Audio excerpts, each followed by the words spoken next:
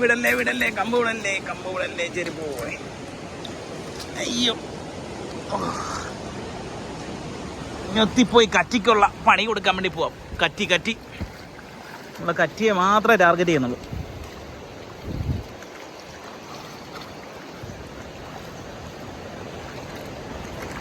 അയ്യോ, കുഴിയുണ്ട്.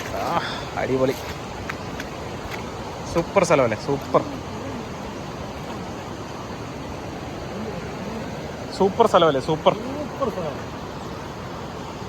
അത് മേളത്തെ കളം കണ്ടോ?